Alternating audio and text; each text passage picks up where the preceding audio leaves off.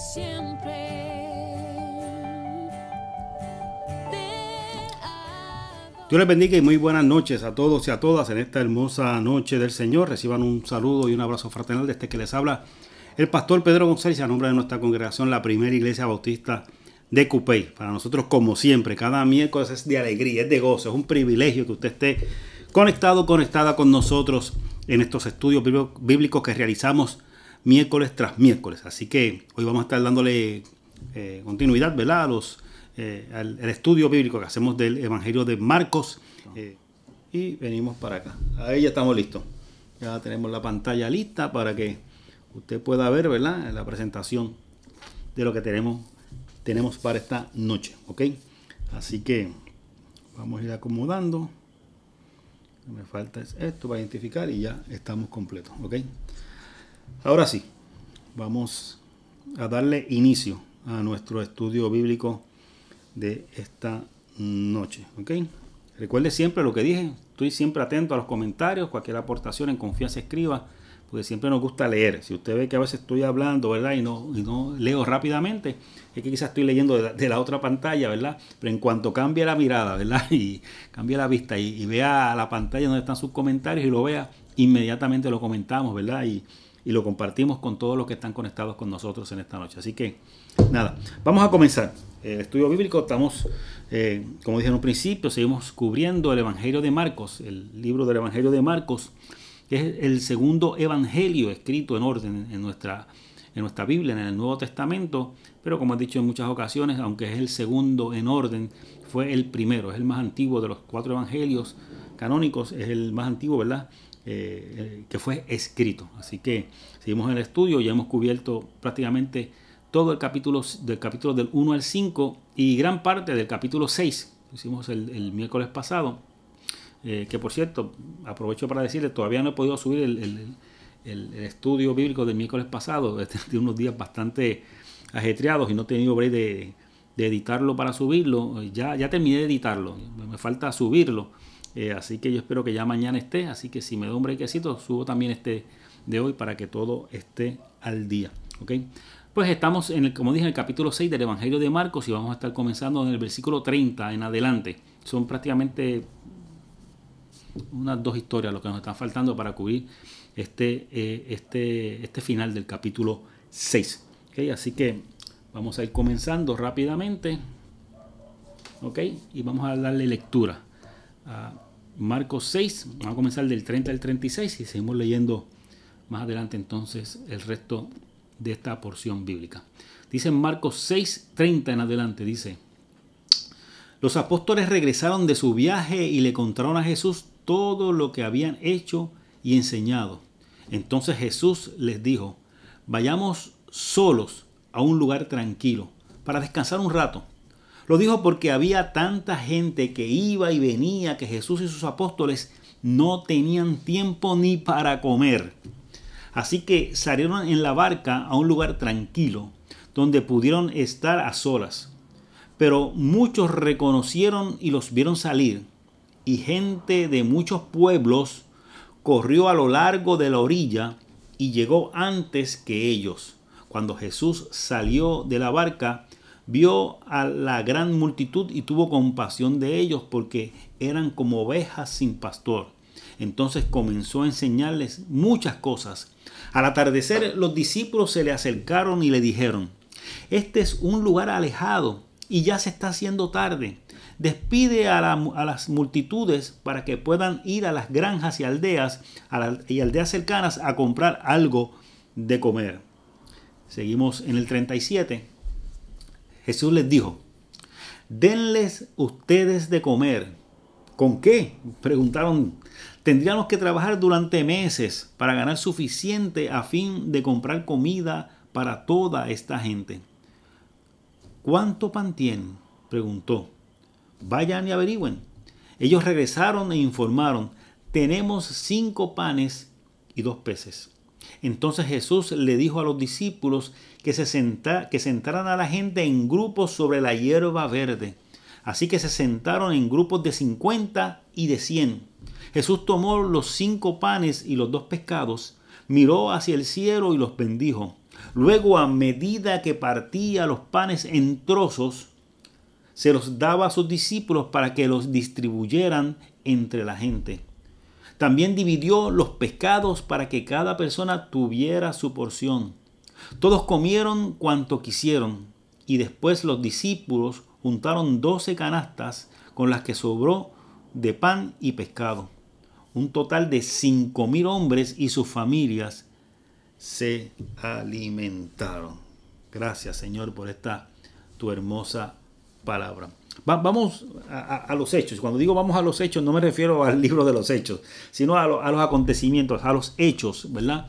Que narra esta porción bíblica, y sobre esos hechos entonces vamos a ir elaborando. Lo primero es que Jesús sabía, ¿verdad? Para no perder de perspectiva, este pasaje, aunque hay un pasaje intermedio antes de entrar a pero viene de un pasaje de este mismo capítulo 6, específicamente del versículo 6 en adelante, donde Jesús había enviado a sus discípulos de 2 en 2 a los pueblos cercanos al área para poder de una forma u otra, ¿verdad? Llevar el mensaje, ¿verdad? De esperanza y de salvación a esos pueblos vecinos. Así que eso fue en el versículo 6 de este mismo capítulo 6. Luego entra en otras historias, ¿verdad? Que ya cubrimos, y ahora retoma esa historia sobre los discípulos que él había enviado de 2 en 2. ¿Okay?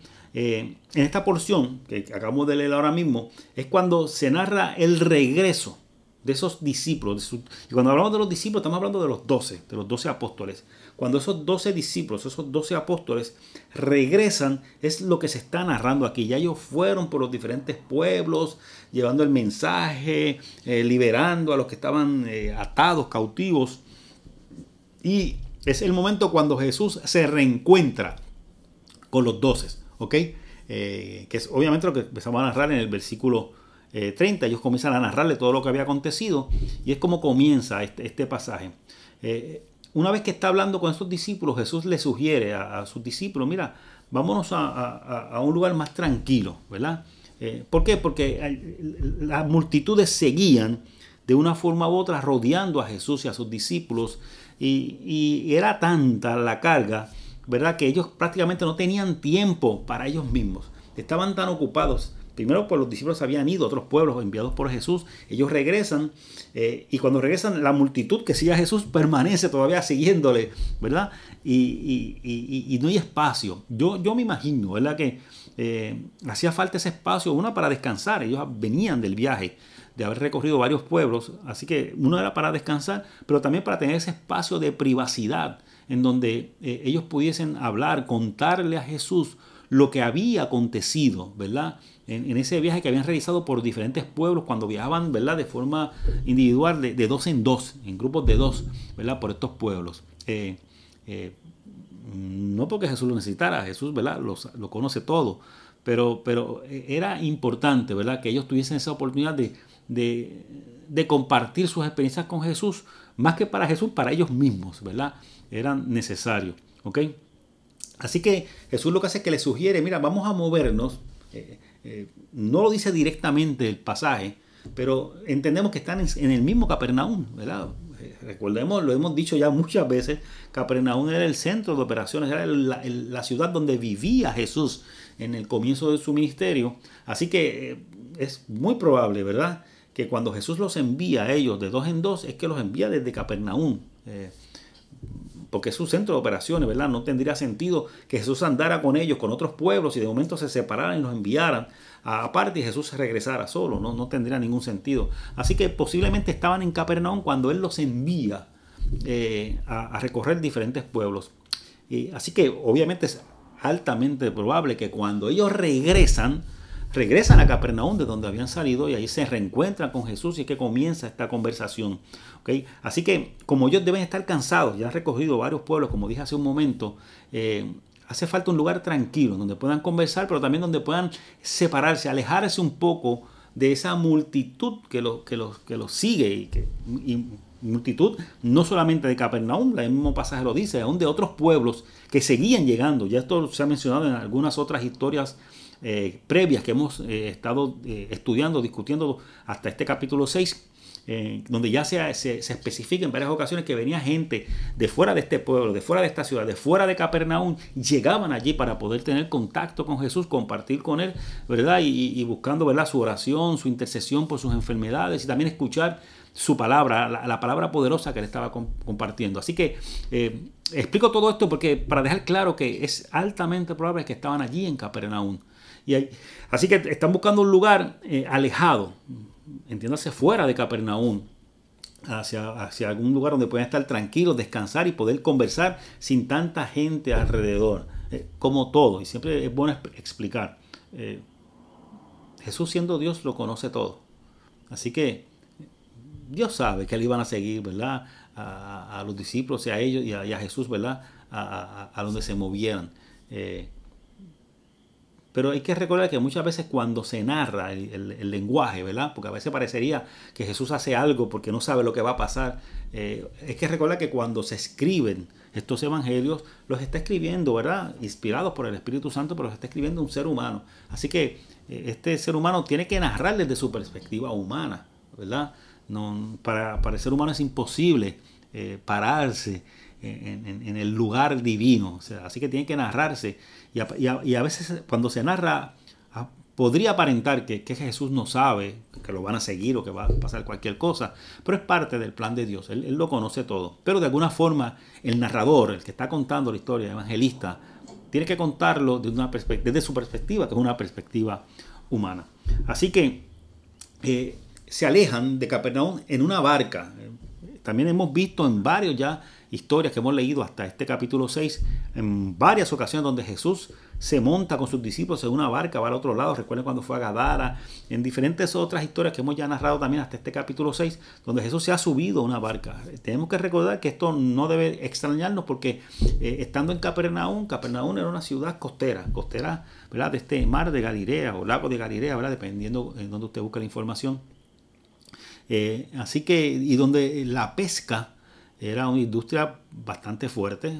Algunos de sus discípulos eran pescadores, ya lo habían hablado, al menos 4 de ellos eran pescadores, tanto Simón Pedro, al igual que Andrés, al igual que Jacobo y al igual que Juan, eran pescadores. Así que él no debe extrañarnos que a cada rato aparezca él tomando una barca porque era una ciudad costera de pesca, una ciudad de pesca donde tenía acceso al mar, ¿verdad?, al mar de Galilea, y donde obviamente también tenía acceso a las barcas, porque ya comenté que por lo menos 4 de sus discípulos eran pescadores, así que trabajaban en esa misma zona de Capernaum, así que podrían tener barcas, como el caso de Pedro y de Andrés, su hermano.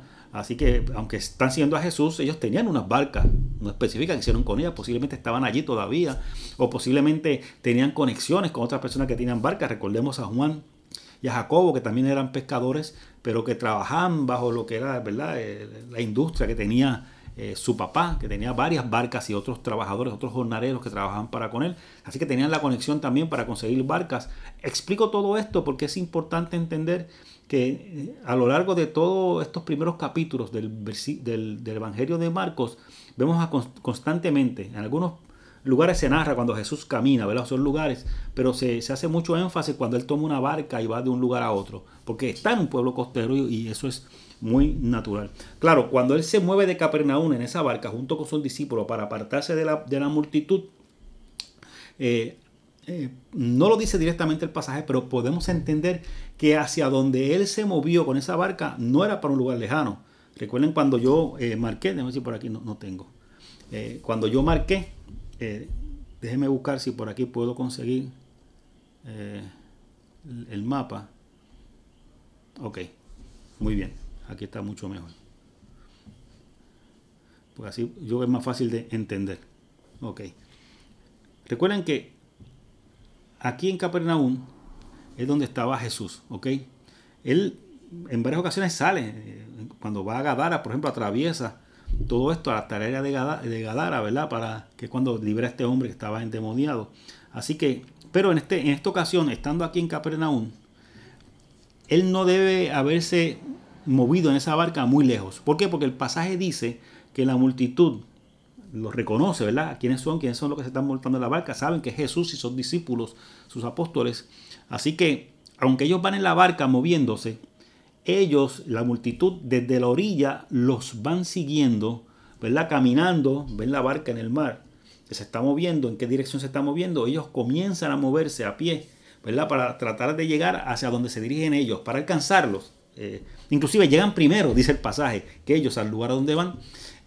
Así que posiblemente no es que Jesús atravesó en ese momento el mar. Posiblemente él se movió quizás en esta dirección o tal vez en esta dirección. Pero en un lugar cercano, que obviamente no era una ciudad. No era una ciudad, porque si no la gente, ¿verdad? En un momento dice que la gente se tiene en la hierba, ¿verdad? A sentarse, y cuando más adelante dice que tienen hambre también, que los van a mandar para que vayan a las aldeas cercanas. Así que se mueven no a un lugar, ¿verdad?, donde hay un pueblo, una aldea, una ciudad, sino se mueven a algún lugar donde no había nadie prácticamente.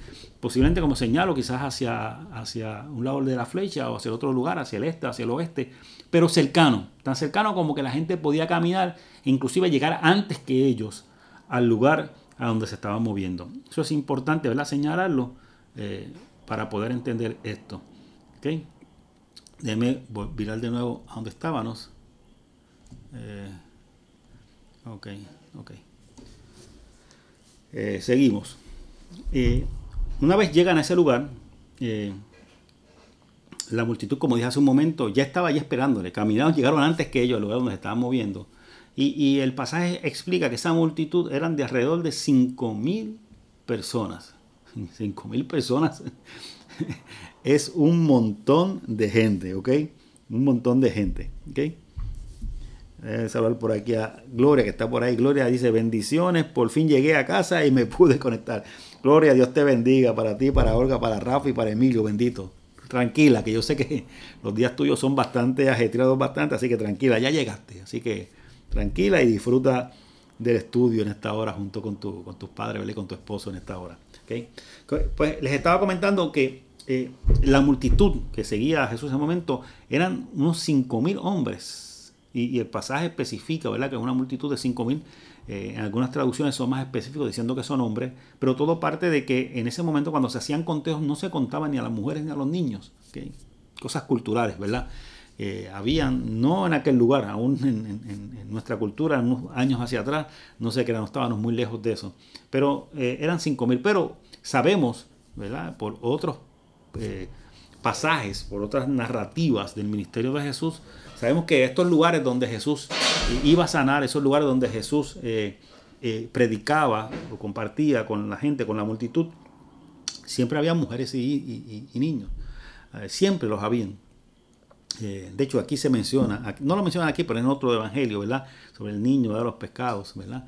Así que posiblemente, si estamos hablando de 5,000 hombres, siendo que por cada hombre hubiese una mujer, ¿verdad?, para tener una idea, ¿verdad?, puede ser un poco más, un poco menos, pero vamos a poner que había por cada hombre una mujer, pues en lugar de 5,000 podían ser 10,000 personas. Y si le sumamos a los niños, póngale que no eran 5,000, no había uno por cada hombre, pero póngale que por cada de los 5,000, por 5,000 hombres que habían, podrían haber, qué sé yo, 1,000 niños o jovencitos, ¿verdad? Pero estamos hablando de 11,000 personas. Estamos hablando de una multitud de 11,000 personas. Mire, pues, Capernaum, que es de donde salió en la barca Jesús, aquello tenía que estar repleto de gente, aquello tenía que ser un caos, porque recuerden que estas 11,000 personas, lo dice el pasaje, no eran todos de ese lugar, eran de otros pueblos. Así que Capernaum estaba que las calles no cabía gente, lleno, cosa que yo me imagino, ¿verdad?, que aunque, y esto no lo dice los pasajes, pero aunque los líderes de la sinagoga, ¿entiendes?, los sacerdotes muchas veces tenían problemas con Jesús, ¿verdad?, por lo que estaba predicando, por cómo los confrontaba, yo me imagino que de la misma forma que había gente incómoda con Jesús, en este caso los religiosos, los líderes religiosos, yo me imagino que los comerciantes en Capernaum, donde quiera que Jesús se movían, me imagino que eran locos, estaban locos por él, ¿verdad?, porque una multitud grande en cualquier pueblo, en cualquier ciudad, implica comercio, ¿ok? La gente 11.000 personas llegan a un lugar, tienen que comer, tienen que buscar dónde hospedarse, tienen que resolver de alguna manera. Así que los comerciantes de Capernaum tenían que estarse beneficiando, ¿verdad? No dice la Biblia, pero no es muy difícil llegar a esa conclusión, beneficiándose de la multitud que estaba llegando a ese lugar. ¿Okay? Lo mismo que pasa en Puerto Rico cuando haya una actividad especial en algún pueblo de la isla, por ejemplo, el Maratón San Blas de Cuamo, cuando se celebra, es un acontecimiento económico fuerte, una inyección económica para lo que es el pueblo de Coamo, al sur de la isla, porque son mucha gente que llega allí a gastar de una forma u otra. Por más que usted lleve su loncherita, su neverita, usted siempre va a consumir, va a gastar algo en esos lugares. Así que algo así debía estar pasando, y porque es una multitud muy grande, ¿ok? Y aunque Jesús estaba buscando un lugar para estar a solas, ¿verdad?, con sus discípulos, era la razón por la cual él había llegado a ese lugar. No era para predicar, no era para sanar a las personas, aunque como dije hace un momento, Jesús lo conocía todo. Pero la razón que le da a los discípulos era para estar aparte con ellos. Al ver en la multitud, 11.000 personas aproximadamente allí, de pie esperándoles cuando la barca llega a la orilla, dice el pasaje que Jesús tuvo compasión de ellos. Y el pasaje es más específico, dice, tuvo compasión de ellos porque eran como ovejas que no tienen pastor. Mire, una oveja sin pastor es un animal totalmente desamparado. Las ovejas, en todo ganado, en todo, ¿verdad?, manada de animales, siempre hace falta, ¿verdad?, alguien, ¿verdad?, que les cuide. Pero esto se acentúa mucho más cuando hablamos de ovejas. Las ovejas muy poco pueden defenderse muchas veces de los lobos, de los animales externos que puedan venir, un león, pero también incluso cuando se lastiman, cuando caen en un hoyo o caen en algún lugar y quedan atrapadas. Son animales muy débiles y muy delicados que en ocasiones no tienen ni la fortaleza para defenderse de otros animales, ni incluso para defenderse de ellos mismos o de ellas mismas cuando tienen algún tipo de incidente o de accidente. Así que cuando dice el pasaje que eran como ovejas sin pastor, lo que está diciendo que eran estas personas que él veía, tenía compasión porque eran personas indefensas. Indefensas no porque no había un ejército que las defendiera a estas personas.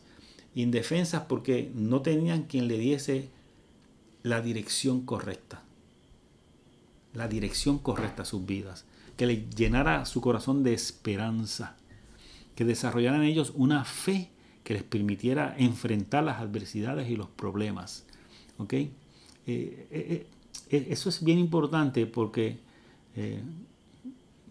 ver a Jesús desde esa perspectiva, cuando dice, hablando de la multitud, que eran como ovejas que no tienen pastor, es importante verlo de esta manera, porque hay veces que nosotros mismos queremos ver simplemente a Jesús como el sanador, como el que sana nuestra enfermedad, como el que sana nuestra herida física. Y hacemos tanto énfasis, ¿verdad?, en ese aspecto físico de la situación por la que quizás podamos atravesar como seres humanos, que se nos olvida que la obra más grande del Señor, aunque sí realiza milagros sobre nuestro cuerpo, en la enfermedad, en las heridas físicas que podemos tener, aunque sí realiza milagros sobre esas realidades, el milagro más grande que realiza Jesús es la dirección espiritual que nos da. El saber que, como dice la misma Biblia, que Él es el camino, Él es la verdad y es la vida, y que es a través de Él que podemos alcanzar esa vida eterna que todos anhelamos. Solamente a través de Él. Es Él, solamente Él, que nos puede dar la dirección. No hay otro, solamente Él. Pueden haber sobre la faz de la tierra otras personas, ¿verdad?, que puedan ser personas serias, buenas, que aporten de alguna forma positiva a la sociedad. Pero nadie, humanamente hablando, puede ocupar el lugar de Jesús en ese aspecto. Y es importante porque no podemos concentrarnos o enfocarnos solamente en el Jesús sanador de nuestra enfermedad y el Jesús sanador de nuestras heridas físicas. Porque cuando ponemos demasiado énfasis en esa faceta de Jesús, comenzamos a olvidar su faceta más importante, que es su faceta de Salvador, que nos vio a nosotros desamparados, que estábamos perdidos en nuestros pecados, y tuvo también misericordia de nosotros y se acercó a nosotros. ¿Okay? Muy triste eso. Dice que se frizó la pantalla. ¿Qué pasó aquí? Déjeme ver qué pasó. Déjeme chequear si algo está pasando. Deme un minutito. Creo que algo está sucediendo por aquí. Déjeme ver si puedo verificar. No se me vaya nadie. Deme un minutito. A ver. No se me vaya.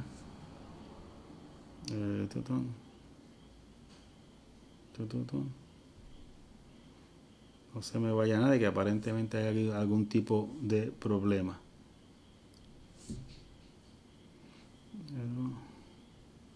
Dos.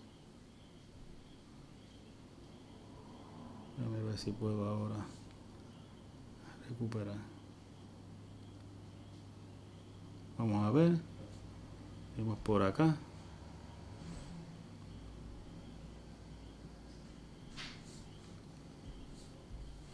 No se me vaya nadie, no se me vaya nadie. Si usted me está viendo, escríbame si me está viendo bien. Aparentemente pasó algo por ahí, que se estaba como que frizando. Estoy aquí verificando rápidamente que no haya ningún tipo de problema. Ok. Déjeme ver por aquí. Déjeme saber ahora si me está viendo bien, si no está frizado. ¿Okay? Alguien que me escribe y me diga. ¿Okay? ¿Se me ve bien? Estoy esperando un comentario. Sé que se frizó de momento. Aparentemente pasó algo de momento, pero ya regresamos, estamos aquí. Alguien que me escriba y me diga si se me está viendo ahora de forma correcta, si no se está frizando. Ok, gracias Vilhelmina por ese comentario. Ya se ve bien, gracias Milna, gracias. Aparentemente pasó algo, no sé qué sucedió. Y de momento está por ahí nuestra hermana Laura Concepción. Laura, Dios te bendiga, que está por ahí diciendo presente. Gracias por decir presente. Ok, sí se ve bien, muy bien. Ok, pues déjeme regresar nuevamente. Tuve que hacer un acto. Ok, se fue pero volvió, se oye bien. Ok, perfecto, Vilhelmina, ok. Gracias, Vilhelmina. Si no veo tu comentario, no miro hacia las cámaras y no me di cuenta que estaban frisadas. Algo pasó. Así que gracias a todos por estar presente. Y Sheila también dice que está por ahí mirando todo. Déjeme poner nuevamente la pantalla. Cosas que suceden, no sé qué fue lo que sucedió, estaba todo aquí bien, no sé si fue que de momento el internet bajó de momento y sucedió algo, esas cosas pasan, pero déjeme poner nuevamente la pantalla, ok, por aquí y venimos por acá, vemos aquí, no se me vaya nadie, estamos por aquí poniendo la pantalla nuevamente. Y quiero estar seguro que todo está bien. Estamos casi. Dale que cuando se me descuadra tengo que volverlo a cuadrar todo. Gracias Juan, que sabemos que está por ahí pendiente. Y Rafael González, está bien ahora. Rafa, Dios te bendiga. Gracias por estar con nosotros también, ¿verdad? Y estar por ahí pendiente. Vamos a poner rápidamente nuevamente esto como debe ser. Venimos aquí nuevamente. No se quiere... No se me vaya nadie, que esto lo arreglamos ya mismito. Venimos por acá. Eso, ya estamos casi. Estamos a punto. No se me desespere nadie. Estamos a punto ya de lograr esto. Cogí el que no era. Se me vaya, marqué el que no era. Ahora sí. Ahora. Ya regresamos, ahora sí. Mis disculpas, bendito. Tu hermana Sharon dice, está lloviendo fuerte, podría ser que se fue la señal. Eso es así, Sharon, no es posible. Esas cosas pasan. Aquí también está lloviendo, no fuerte, pero está lloviendo. Y puede ser que en ocasiones cuando llueve, ¿verdad? En algunos lugares se moja un poquito, ¿verdad? Aquí, por donde pasan los cables del internet, y puede ser que haya habido un pequeño percance. Pero ya regresamos. Dice Mirta que está haciendo mucho viento, y Mirta está en Río Grande, que está cerca de donde yo vivo, así que puede ser que sea eso, algún cable tocó lo que no iba a tener que tener. Recuerden que el servicio que tengo es el de Liberty, así que es el servicio por línea, así que llega a mi casa por línea. Algunos lugares, en la urbanización que vivo es soterrado, pero cuando viene de camino hacia la urbanización donde yo vivo, viene vía aérea, o sea, de poste en poste. Así que puede ser cualquier cosa. En la área de la urbanización en donde vivo, quizás algo se inundó, está lloviendo y afectó momentáneamente, o puede ser también, ¿verdad?, que en el camino ya fuera de urbanización, que es aéreo, algún cable ya ha tocado lo que no es y afectó. Pero ya estamos aquí de nuevo. Así que gracias. Ustedes pendientes, cuando ustedes vean que se va algo, escríbame rapidito, como hizo Wilhelmina, ¿verdad?, para yo ver ¿verdad?, si es aquí que yo puedo resolverlo. En el caso de ahora pude resolverlo porque fue al irse de internet, parece que me tumbó las cámaras y se quedaron frisadas, pero pude tumbarlas y volverlas a poner nuevamente. Dice nuestra hermana Mirta que hay 29. Mirta, eso está muy bien. Me falta uno para el 30. Vamos a ver quién es el que está faltando, que no ha llegado. ¿Ok? Continuamos en esta hora. ¿Ok? Estamos hablando de la multitud, ¿verdad?, de las 5,000 personas y que Jesús había sacado este espacio para estar a solas con ellos, y en ese proceso de sacar ese tiempo para estar a solas con ellos, ve la multitud, tiene compasión de ellos, al igual que tiene compasión de nosotros muchas veces cuando nos ve en nuestro pecado. Así que comenzó, dice la palabra, a enseñarles, comenzó ¿verdad?, a reflexionar con ellos, a predicarles, a enseñarles en ese momento. Y la cosa es que en ese proceso de predicarles, de enseñarles a los que estaban allí presentes, esa gran multitud de alrededor de 11,000 personas, que déjeme decirle algo, 11,000 personas, Jesús tenía que tener unos buenos pulmones, un buen tono de voz para hablarle a 11,000 personas, porque 11,000 personas, por más que usted los ponga pegaditos, cogen área grande. Y sobre todo, es bien probable que quienes estaban allí estaban muy atentos a lo que Jesús estaba diciendo, porque 11,000 personas, si no están atentos y empiezan a hablar, no hay forma de que el mensaje llegue. Así que esas personas no solamente estaban allí presentes, sino que estaban muy atentos y guardando el silencio necesario para que todos pudiesen escuchar de una forma o de otra. ¿Okay? La cosa es que en todo ese proceso, cuando él tiene misericordia de estas personas y comienza a predicarles, a enseñarles, llega la noche, ¿verdad? Comienza a anochecer, ¿verdad? Se hace tarde, y los discípulos le dicen a Jesús, mira, maestro, ya es tarde, vamos a despachar a esta gente, que se vayan, para que por lo menos vayan a las aldeas o a los pueblos que están cercanos, puedan comerse algo, puedan dormir. Y si mañana hay que seguir, seguimos, ¿verdad? Pero envíalos, ¿verdad? Porque deben tener hambre. Y la respuesta de Jesús a sus apóstoles, a sus discípulos, fue de lo más interesante. Les dice, denles ustedes de comer. Denles ustedes de comer. Interesante porque Jesús sabía lo que venía por ahí, lo que estaba pasando y cómo él iba a solucionar la situación. Pero hay ocasiones que el Señor tiene que de alguna forma u otra hacernos reflexionar. Él quería que sus discípulos entendiesen la responsabilidad que ellos tenían con esa gente que había llegado a ese lugar a escuchar. Hay veces que nosotros como creyentes se nos olvida de nuestra responsabilidad para con la gente con la que nosotros interactuamos, con la gente que está alrededor de nosotros. A veces queremos vivir un evangelio que es demasiado centrado en mí, en mi necesidad, en lo que yo necesito, en que Dios provea mi vida, en que Dios me sane, en que Dios obre en mi vida o en la vida de los míos cercanos, ¿verdad? Y pocas veces, especialmente en la sociedad que vivimos actualmente, se nos olvida que el evangelio no es una cosa de yo, no es una cosa de yo recibir, es más bien algo sobre yo dar y compartir. ¿Okay? Que es lo que nos enseñó Jesús con su vida. ¿Okay? Tenemos que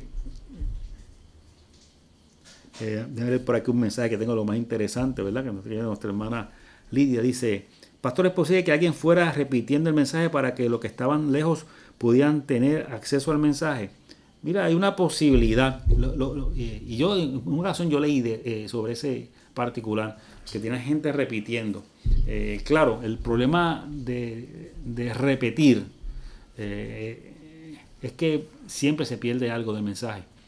Porque mientras la persona está llevando a alguien para que vaya repitiendo, es un poco complicado tú seguir escuchando mientras vas repitiendo lo que estás diciendo. Claro, en nuestro contexto, Lidia, cuando vemos, por ejemplo, en las noticias o un mensaje del gobernador que ponen a una persona al lado, ¿verdad?, con el lenguaje de señas, es un poco más sencillo porque tú, el traductor de lenguaje de señas va escuchando y va traduciendo a la misma vez, pero no hay una interrupción. En el caso de una persona hablando encima del que está hablando también y tú escuchando, se puede convertir en un problema, ¿verdad? Inclusive hasta algo que confunda, porque entonces las personas que están a mitad de camino entre el que repite y entre Jesús que está hablando, porque el que está cerca del que está repitiendo no tiene problema, pero el que está a mitad de camino entre el que repite y entre Jesús va a tener quizás dos volúmenes bastante cercanos y va a ser un poco problemático en entender. Yo he leído sobre ese particular que en la antigüedad se acostumbraba a poner gente que repetía, pero a mí me resulta un poco difícil e incómodo. Claro, yo no viví en ese tiempo, es posible que lo hicieran, pero es un poco problemático, Yo prefiero pensar que el lugar donde estaba Jesús era un lugar lo suficientemente estratégico como para que él pudiese estar en un lugar bastante alto para que su voz pudiese correr y la gente pudiese verlo, o un lugar lo suficientemente bajo, quizás, ¿verdad?, a la parte baja de una ladera, de una colina, en donde quizás la gente estuviese entonces más alta que él y pudiera verlo a la distancia y que el sonido viajase más rápidamente y más fácilmente sin mucha multitud alrededor. Me resulta un poco más factible que eso. Es difícil, ¿verdad?, de visualizarlo. 11.000 personas, Lidia, son un montón de gente. Y un poco difícil el poder de una forma u otra visualizarlo como se hacía. Hay una posibilidad de que hubiese gente repitiendo.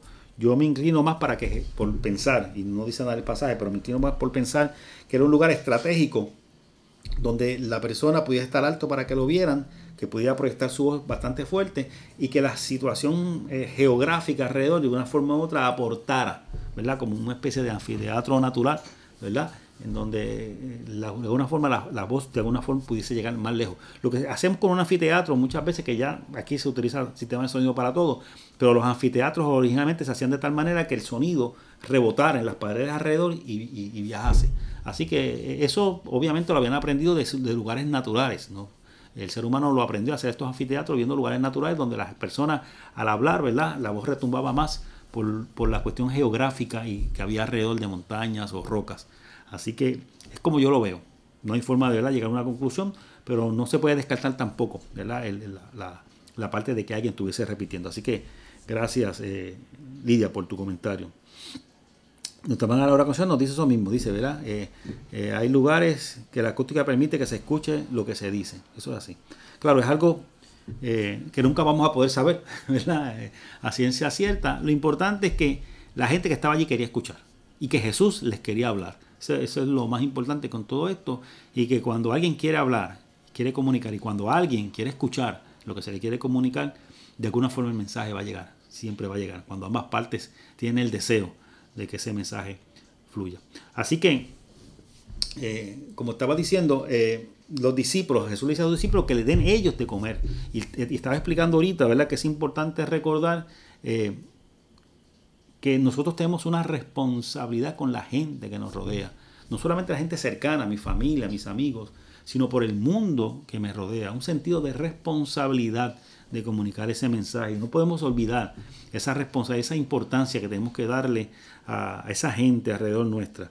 Así que en ese aspecto Jesús le está recordando a sus discípulos la responsabilidad que ellos tienen para con esa gente. ¿Okay? Que no es solamente dejarle la carga a él, sino que ellos tienen que hacer su parte. Y ya mismo vamos a ver por qué yo afirmo esto que estoy diciendo ahora. ¿Okay? En medio de todo esto, cuando ellos se dan cuenta, mira, sí señor, que perfecto, nosotros vamos a darle de comer, tú dices que le demos de comer, sí lo vamos a hacer, pero ¿de dónde?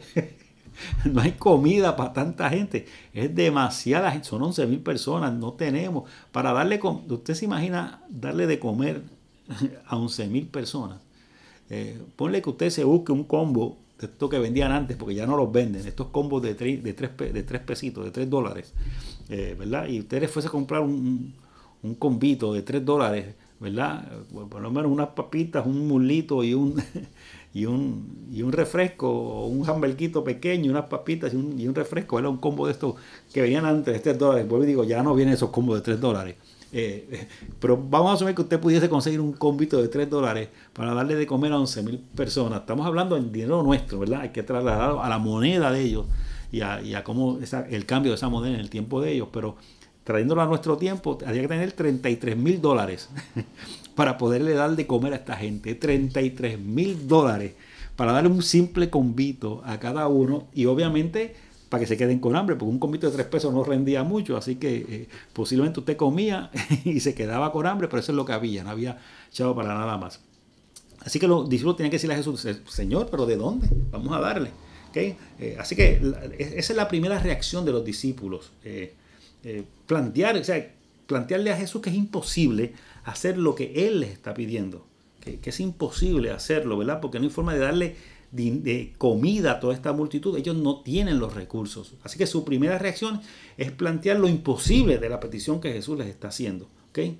Mire, no se vaya muy lejos, como muchas veces pasa con nosotros cuando el Señor nos convoca, cuando el Señor nos llama, cuando el Señor nos invita, cuando el Señor nos llama en nuestra vida. Muchas veces nuestra primera acción es plantear que es imposible realizar o hacer aquello para lo cual el Señor nos está llamando. Muchas veces es nuestra primera opción, especialmente si no hemos tenido una experiencia con el Señor o si estamos todavía muy reciente nuestra experiencia de encuentro con el Señor. Pues nuestra primera reacción va a ser siempre de que es imposible lo que me estás pidiendo. ¿Okay? Pero es que de eso se trata el Evangelio, de entender que con mis capacidades es imposible. Es solamente con las capacidades de Él, no con las mías. El Evangelio se trata de eso. El ministerio de Jesús, el Evangelio de la vida de Jesús, se trata de entender que hay cosas que están fuera de mi alcance, que están fuera de mis capacidades, que yo no puedo hacer, que solamente con la mano de Dios yo puedo hacerlo. Y gloria a Dios por eso, porque si todo estuviese dentro de nuestras capacidades, yo creo que nos llenaríamos de soberbia y pensaríamos que somos nosotros, los buenos y los que estamos haciendo las cosas. Pero gloria a Dios, porque en más de una ocasión en nuestra vida tenemos que encontrar que lo que tenemos por delante es imposible y que necesitamos de Dios, que tenemos que depender de Él totalmente para poder realizar aquello que queremos realizar. ¿Ok? Así que, nada, déjeme ver por aquí si hay algún comentario. No veo nada hasta ahora. Seguimos bien, ¿ok? Así que Jesús, luego que los apóstoles le plantean esto a Jesús, que es imposible, Jesús se enfrenta con eso, ¿verdad? Y le dice, pues ok, pues, tráiganme lo que ustedes tienen. Vayan por ahí, busquen qué es lo que hay disponible. Y la segunda opción de sus discípulos, fíjese, fue obedecer. La primera fue plantearle a Jesús que era imposible. Pero la segunda reacción de ellos fue obedecer. Y fueron y buscaron a ver qué había disponible. ¿Ok? Y es interesante que ellos regresan, lo que consiguieron entre tanta gente que había allí, lo que consiguieron fueron 5 panes y 2 peces. Eso es lo que había. Eso es lo que había. Es interesante porque usted tiene 5 panes y 2 peces. O sea, la suma de estos alimentos, de los 5 panes y los 2 peces, la suma de 5 y 2 es 7. Y en la Biblia siempre el número 7 es símbolo de lo completo, de la totalidad, de cuando no hace falta nada más. Así que aunque lo que ellos habían conseguido podría parecer muy poco, ese número 7, que es la suma de los 5 panes y los 2 peces, es símbolo no de que hay mucho o de que hay poco, sino de que hay lo necesario. Porque cuando obedecemos a Dios, cuando obedecemos lo que Él nos dice que hagamos, les dijo a ellos, vayan a ver qué hay disponible. Cuando obedecemos a Dios, no importa lo limitado, ¿verdad?, que puede estar lo que tenemos en nuestra mano, cuando lo hacemos en obediencia a Dios, aunque parezca limitado lo que tenemos en nuestras manos, siempre va a ser suficiente. Siempre va a ser suficiente. Así que Jesús coge estos 7 alimentos, estos 5 panes y 2 peces, y los multiplica milagrosamente. ¿Okay? Pero lo importante de esto no es que Él los multiplicó. Fíjese que Jesús los multiplica para que le dé a todo el mundo. Pero son los discípulos quienes los reparten. Mire, yo no sé si usted entiende la magnitud de este milagro. Para coger 5 panes y 2 peces, 5 panes. Y mira, usted quiere, ¿verdad?, pensar, no, porque los panes eran grandes, pues ponle que no eran panecitos. Ponle que cada uno de estos 5 panes era 1 libra de pan. Te he escrito yo, grande. Que cada uno de estos panes, ponga usted que era 1 libra de pan. Así que tenían los 5 libras de pan.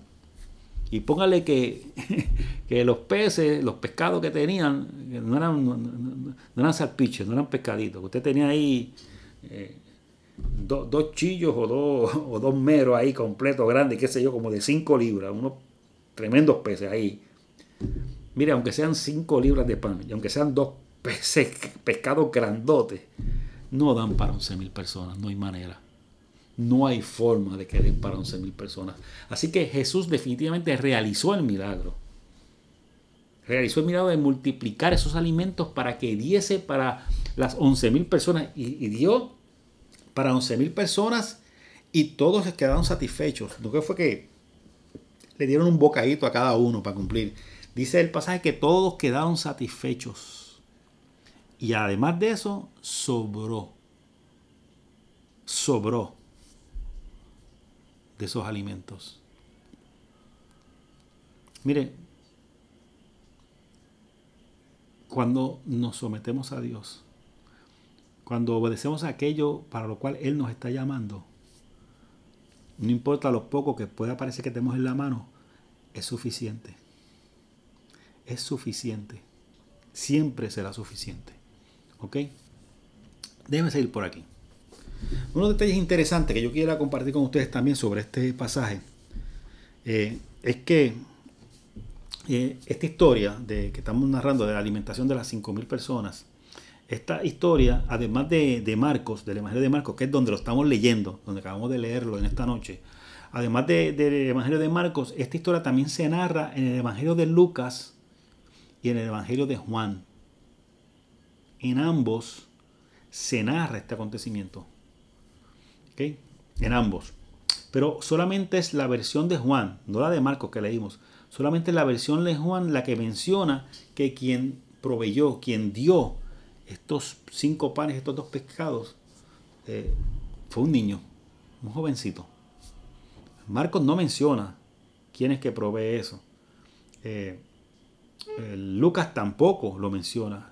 Solamente el Evangelio de Juan es el que menciona que fue un niño el que lo proveyó. Eso es importante porque, ¿verdad?, a veces leemos esta historia y dirán, pero esta no es la historia del niño que dio los pescados, ¿será que me la contaron mal? No, es la misma historia. Lo que pasa es que la que quizás usted se acuerda siempre, que es del niñito ¿verdad?, que da lo que tenía, ¿verdad?, sus 5 panes y sus 2 pescados, es la versión narrada en el Evangelio de Juan, no la de Marcos. La de Marcos no da ese detalle.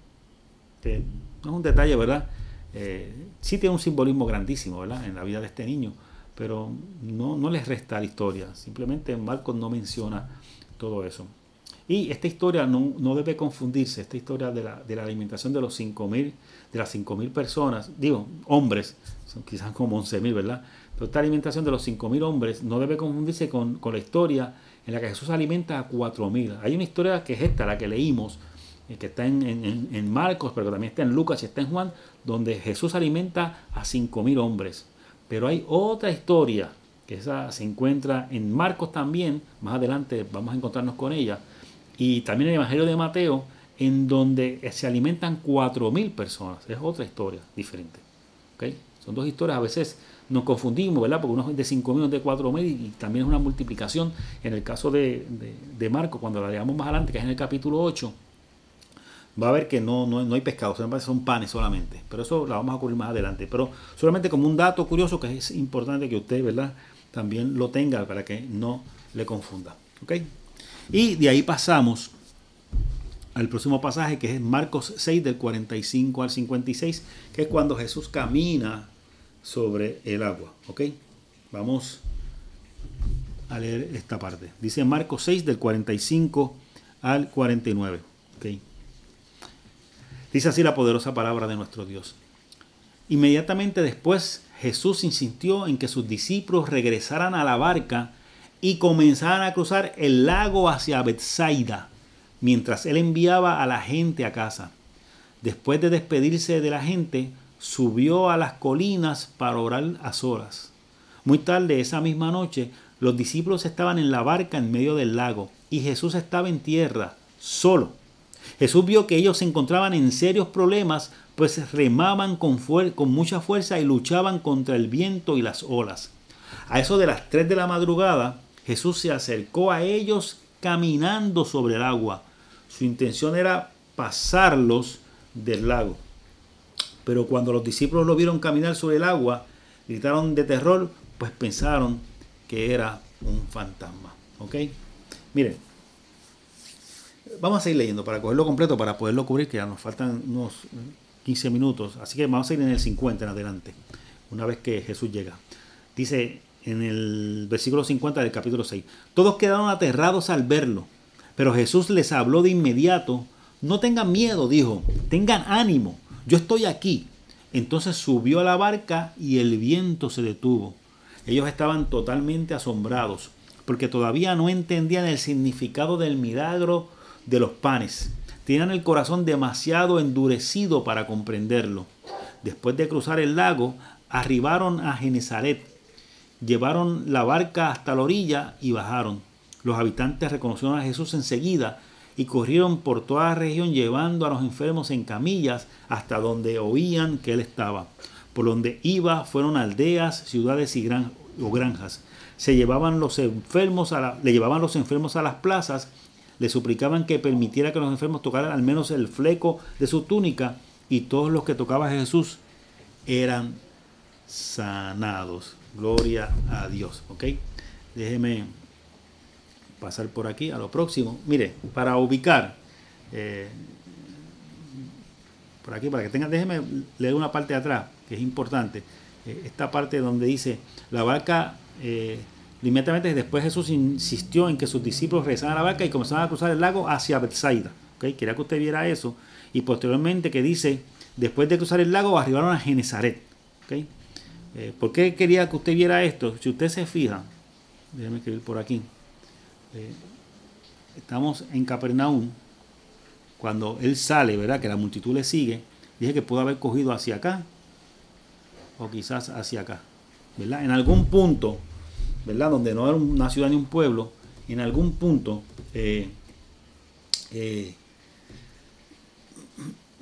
ellos se pararon, ¿verdad? Donde Jesús le predicó a esta multitud. Pero lo importante es que una vez que terminan con la multitud, Jesús le dice a sus discípulos que se monten en la barca, ellos solos, él se queda y los envía rumbo a Betsaida. ¿Okay? Si usted se fija, Betsaida es esta región que está acá. Este pueblo, pero ¿verdad? Se puede extender quizás hasta la orilla, acá. ¿Okay? Así que posiblemente, déjeme borrar esto para que no se confunda. Estamos aquí, en Capernaum. Vamos a poner que iban para acá.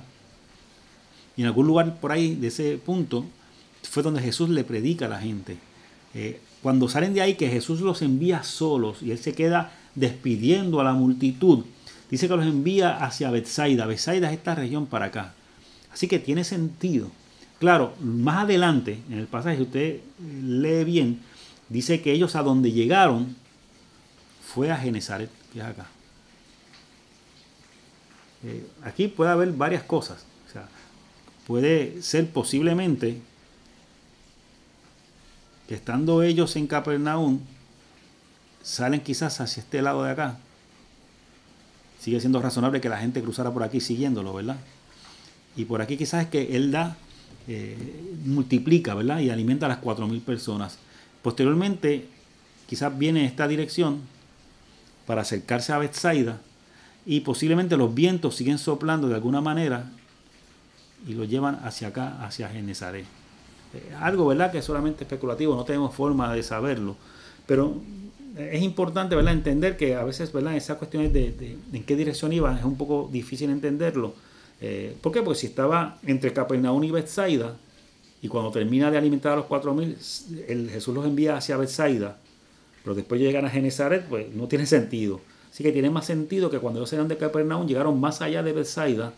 Cuando regresan van a entrar a Betsaida y posiblemente los vientos no le permitieron llegar, ¿verdad? Y que Jesús llega donde ellos y siguen directo, no entran a Capernaum ni llegan entonces a Genezaret. Es lo que más sentido uno puede encontrarle, ¿verdad?, a esta narrativa. Solamente un detalle, ¿verdad?, porque siempre me gusta ubicar todo esto, ¿ok? Déjeme ver por acá, ¿ok? Importante de todo esto, y déjeme ir cerrando por aquí para podernos ver mucho mejor. No se me vaya. Ok, para ir discutiendo esta parte del pasaje. Por aquí. Ok. Miren, importante de todo esto. Y es que Jesús permite que sus discípulos se tomen la barca y vayan solos hacia donde los está enviando mientras él se queda con la multitud. Fíjense que esta narrativa sucede un poco después de que Jesús, y lo comencé a decir al principio del estudio, cuando Jesús los había dividido a sus apóstoles, a sus discípulos, a los 12, los había dividido de 2 en 2 y los había enviado a otros pueblos y a otras aldeas, ¿verdad?, a libertar a los cautivos, a predicar el mensaje. Los envía. Ellos regresan y acontece todo esto de la alimentación, ¿verdad? Tratando de irse aparte, no puede, la multitud los siguen y terminan de alimentar a las 4.000 personas. Y cuando termina todo, Jesús se queda despidiendo a la multitud y los envía a ellos solos, nuevamente en la barca. ¿Por qué estoy tomando estas dos, ¿verdad?, de cuando los envía de 2 en 2 y esta vez cuando los envía con la barca? Porque son pasajes que están muy, muy cercanos y es muy probable, ¿verdad?, que recuerden que Jesús estaba discipulando a sus apóstoles, a sus 12, los estaba enseñando, los estaba capacitando, ¿verdad? Porque él sabía para qué había venido, él sabía que iba a ser crucificado, que iba a morir, que iba a resucitar al tercer día y que iba a ascender a los cielos. Y eran estos apóstoles los que iban a estar a cargo de una forma u otra de lidiar ese mensaje del evangelio que iba a propagarse, ¿verdad?, por todo ese mundo conocido. Así que es importante entender que estaba capacitando a sus discípulos. Así que cuando él los envía solos en la barca, es parte del proceso de enseñanza y de aprendizaje. Jesús sabía que iba a haber vientos en contra, que iba a haber estos vientos que iban a hacer muy difícil su travesía. Él lo sabía, pero era parte de la enseñanza. Hay veces que el Señor nos envía, ¿verdad?, y sabe que hacia donde nos envía nos vamos a encontrar vientos en contra, nos vamos a encontrar situaciones difíciles y complicadas, vamos a encontrar situaciones que muchas veces pueden desanimarnos. Él sabe, cuando Él nos envía, Él sabe hacia dónde nos está enviando y los inconvenientes que vamos a tener hacia donde Él, ¿verdad?, nos está enviando, porque Él lo sabe todo, ¿ok? Pero también Él sabe que a través de esos momentos difíciles es que nosotros vamos aprendiendo y nos vamos capacitando. Vamos de una forma u otra aprendiendo a enfrentar la adversidad, pero sobre todo, que es el mensaje de cuando Él viene caminando sobre las aguas, ¿verdad?, en rescate de ellos, sabiendo que aunque Él nos envía, nos capacita para enviarnos, siempre Él va a estar al alcance de nosotros para estar cerca de nosotros cuando llegue el momento difícil de la adversidad. Porque Él sabe que aunque nos está capacitando, aunque Él sabe que nos está preparando para la labor para la cual nos ha llamado, Él sabe que siempre llegarán momentos en que solamente su mano es la que puede obrar. Y en ese momento Él se acercará y calmará la tormenta y calmará los vientos. Pero es necesario que enfrentemos esos vientos a veces por un tiempo para entender que necesitamos de Él y que sin Él nada es posible. Así que es importante, ¿verdad?, recordar que ese proceso de enviar a sus discípulos solos es un proceso de aprendizaje, ¿verdad? Y Jesús, después que despide a la multitud, lo que hace es que sube un monte a orar. Pero dice que él veía a la distancia la barca como iba navegando. Aunque estaba en ese monte, él a lo lejos veía la barca moviéndose. ¿Okay? Aunque parezca que la circunstancia que estoy viviendo es difícil, y aunque parezca que Dios está lejano, que como que se ha olvidado de la situación que estoy viviendo, siempre es importante recordar que siempre estamos a la vista de Dios. Él siempre está atento, Él siempre está pendiente, Él sabe lo que está aconteciendo, Él sabe lo fuerte que están los vientos, Él siempre está al alcance necesario para acercarse a nosotros y darnos el rescate que necesitemos en el momento indicado. Claro, eso no deja de ser instantáneo, El pasaje no habla nada de que Jesús desapareció del monte y apareció de momento en la mar, sino que descendió. Así que Jesús, estando en ese monte, ve que está en adversidad, tiene que descender de ese monte. Y ya son un tiempo. Ya los discípulos, Jesús había ya despedido a la multitud, que eran 11,000. O sea, eso tiene que haber tomado un tiempo, ¿verdad?, hasta que se fue la última persona. Así que es muy probable que los discípulos estaban bastante avanzados, ¿verdad?, en su trayecto en la barca, ya estaban bastante lejos. Así que Jesús, que los está viendo a la distancia desde ese monte, tiene que tomar un tiempo en lo que baja de ese monte, tiene que tomar un tiempo en lo que comienza a caminar y los alcanza. Entonces, en donde están ellos, para que ellos entonces, luego de asimilar el susto, pensando que es un fantasma, se den cuenta que es su maestro que ha llegado a su rescate. Eso puede haber parecido mucho tiempo, bajar del monte, caminar hasta donde estaba la barca, ¿verdad?, sabiendo que ya había zarpado hace mucho tiempo. Eso puede tomar un tiempo. Muchas veces cuando necesitamos del Señor podemos pensar que se está tardando mucho, podemos pensar que parecería que no va a llegar porque el tiempo que transcurre es demasiado. Pero créame, Jesús siempre llega. Y siempre, siempre, siempre llega a tiempo. No llega tarde, no llega a mitad de camino. Él siempre, siempre llega a tiempo. En el momento indicado, Él llega a nuestro rescate, llega a nuestro alcance. Puede ser que el viento esté soplando muy fuerte, puede ser que parecería que la noche está muy oscura, puede ser que nos sintamos sumamente solos porque la barca se sigue jamaqueando de un lugar para otro y parece que el Señor no está con nosotros, pero el Señor siempre llegará a tiempo a nuestra vida, siempre, siempre, y en el momento indicado, el correcto. Claro, también permitiendo que en ese proceso aprendamos algo. Primeramente, que lo necesitamos a Él, que dependemos de Él. Pero también aprender cómo enfrentar la adversidad y saber que nuestra fe está puesta en aquel que está por encima de toda tormenta, de toda tempestad y aún de los vientos más violentos y más fuertes. ¿Ok? Así que nada, déjeme ya ir parando, son las 1:58. Vamos casi a terminar esto. Déjeme ver por aquí algunos comentarios, déjeme ver. Tu hermano Rafa nos escribe. Voy a quitar esto por aquí, que esto no viene al caso ahora. Denme un minutito. Aquí, ok. Dice, nuestro hermano Rafa dice, muchas veces nos enfocamos en el milagro de Lázaro, pero la Biblia está llena de milagros que Jesús realizó. Eso es así. Muchos milagros de mucho tipo, claro. Claro, todo lo que tiene que ver con resucitar un muerto, pues siempre va a llenar nuestra atención, ¿verdad? Nos va a llamar mucho la atención y nos va a impresionar. Pero tenemos que tener cuidado en no clasificar los milagros y porque es un milagro de resurrección, pensar que es más importante que un milagro sencillo, como que simplemente Él se encontró con nosotros en medio de la tormenta. Sigue siendo un milagro. Así que muy bien, Rafa. Estamos de acuerdo contigo. Nuestra hermana Laura dice que ya hay 35. Gracias, Laura, por estar pendiente. Y nuestro hermano Manuel dice que no, que hay 34. Están por ahí, más o menos, están cerquita. ¿Okay? Y mi hermana me dice que está... mi cuñado Ramón por ahí. Ramón, Dios te bendiga, gracias por estar por ahí pendiente y conectado con nosotros, ¿ok? Así que nuestra hermana Laura dice que está frisado. No, yo espero que no, Laura. Aquí se ve que está corriendo bien, así que los hermanos me dicen si está todo bien, ¿ok? Y nuestro hermano William Colón, que está por ahí. Bendiciones para ti también, William, y para tu familia. Qué bueno que estás por ahí conectado, ¿ok? Así que nada, con esto ya culminamos este estudio, ya cubrimos lo que teníamos para esta noche. Culminamos el capítulo 6 completo, así que ya el próximo miércoles comenzaremos con el capítulo 7, ¿ok? Ya con esto culminamos lo que ha sido el estudio bíblico de esta noche, ya son las 9:01, así que creo que más o menos calculamos bien y terminamos el capítulo 6 completo. Dios me los bendiga, que la paz de Dios sea con ustedes. Saludos a Glory también, que está por ahí. Glory, Dios te bendiga, gracias por estar por ahí conectada. Y terminamos entonces en esta hora con los anuncios y esta música hermosa que también nos han dejado llegar, ¿verdad?